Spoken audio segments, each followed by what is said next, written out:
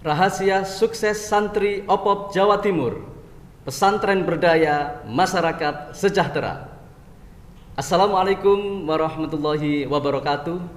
Sobat OPOP dimanapun Anda berada, program OPOP Jawa Timur merupakan aplikasi dari Nawa Bakti Satya Gubernur dan Wakil Gubernur Jawa Timur. Bakti ketujuh yaitu Bakti Jatim Berdaya. Program One Pesantren One Product atau OPOP merupakan program peningkatan kesejahteraan masyarakat berbasis pondok pesantren.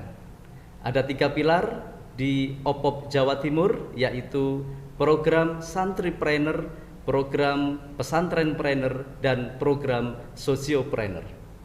Rahasia sukses santri ini terselenggara berkat kerjasama tim OPOP Jawa Timur dengan Dinas Komunikasi dan Informatika Provinsi Jawa Timur.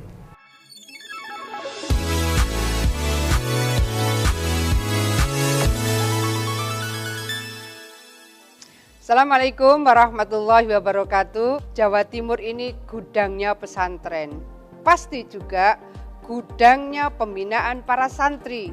Kita mengenal kuatnya lembaga pendidikan di berbagai pesantren.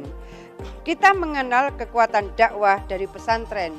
Hari ini kita juga melihat bagaimana geliat ekonomi yang berbasis pesantren. OPOP, One Pesantren, One Product. Ada 3 pilar, ada santripreneur, ada pesantrenpreneur, ada sosiopreneur. Maka saya ingin mengajak kepada kita semua, kita beli produk mereka, dan produk-produk mereka akan menjadi bagian dari referensi bagi pelaku UMKM di negeri ini. Mudah-mudahan One Pesantren, One Product sukses dan memberikan manfaat serta keberkahan bagi kita semua. Assalamualaikum warahmatullahi wabarakatuh.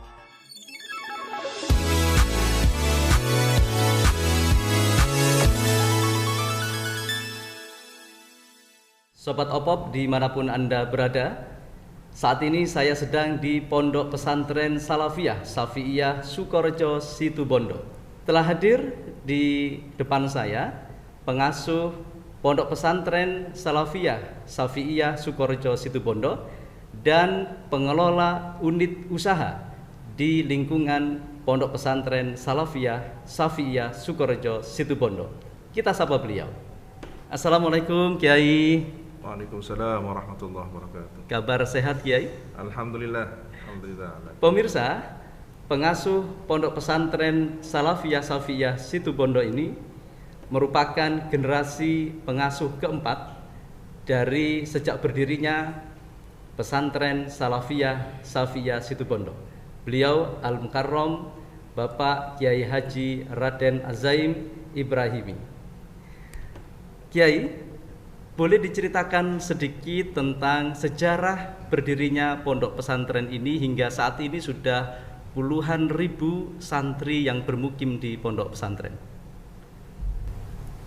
Bismillahirrahmanirrahim.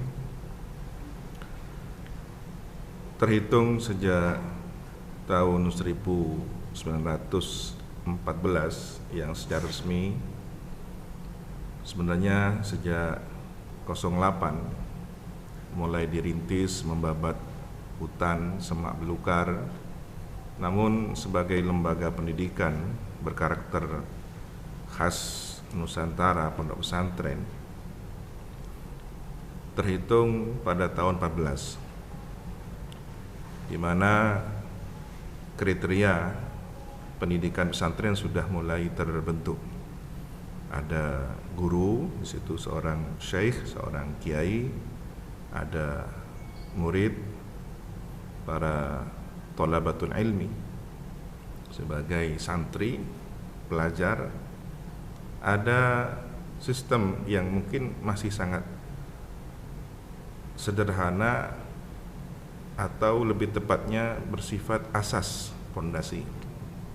Jadi kajian kitab klasik di musola, sementara fasilitas yang tersedia hanya beberapa sebatas tempat tinggal santri, selain tentunya tempat ibadah. Kemudian setiap generasi memiliki peran dan sejarahnya. Kiai Samsul dengan rintisannya dibantu beberapa keluarga, beberapa santri, beberapa masyarakat, simpatisan, dan Kiai As'ad juga dengan sepak terjang perjuangannya dari pra kemerdekaan hingga kemerdekaan. Demikian pula Kiai Fawaid dengan perjuangannya mempertahankan nilai-nilai itu secara khazanah kepesantrenan Salafiyah Syafi'iyah, sehingga beliau melengkapinya dengan mempertahankan yang sudah baik dan menambahkan yang dinilai lebih baik. Di antaranya adalah manajemen dan pengembangan perekonomian. Kiai, ada belasan ribu santri yang bermukim di pesantren ini. Selama mereka berada di pesantren, apa saja yang mereka dapat dari pondok ini, Kiai? Dari cita-cita awal bahwa visi misi pesantren sebagai pencetak generasi khaira ummah, maka ada satu ungkapan yang sering diulang, monduk entar ngabdi dan ngaji, mengabdi dan mengaji. Dari pengabdian ini ada karakter rasa tanggung jawab, mas'uliyah, kepedulian, hubungan batin yang baik dengan gurunya, dan secara keilmuan ngaji memang sebagai wadah ilmiah pendidikan pesantren menyediakan semua kegiatan itu.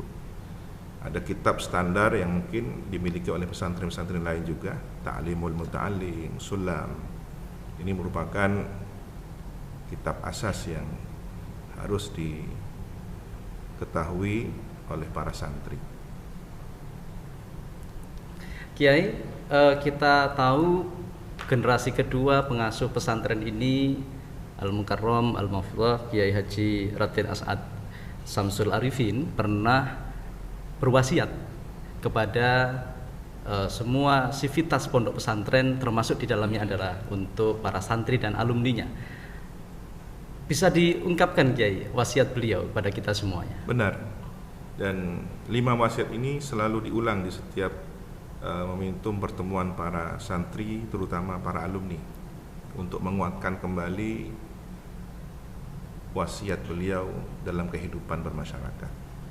Ada 3 yang kemudian dari 5 itu yang perlu menjadi pegangan utama para santri dan mungkin kita semua yang merasa menjadi bagian dari didikan tarbiyah beliau. Yang pertama adalah berorganisasi melalui Jam'iyah Nahdlatul Ulama. Kemudian yang kedua pendidikan Islam, dan yang ketiga perekonomian umat atau masyarakat. Tidak hanya membangun ekonomi keluarganya, pribadinya, tetapi juga masyarakat luas.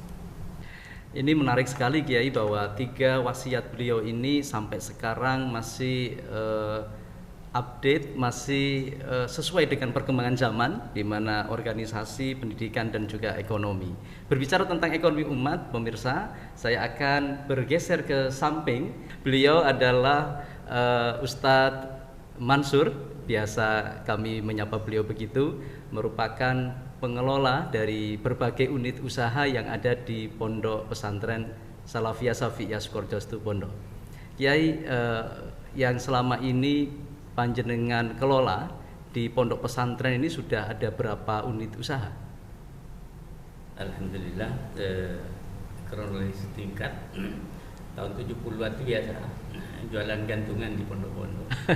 Setelah itu berkembang, kemudian ada pertokoan, kantin, dan setelah itu malah diarahkan, kebetulan kami nutur di masanya almarhum Kiai As'ad, diarahkan kemudian bentuk koperasi.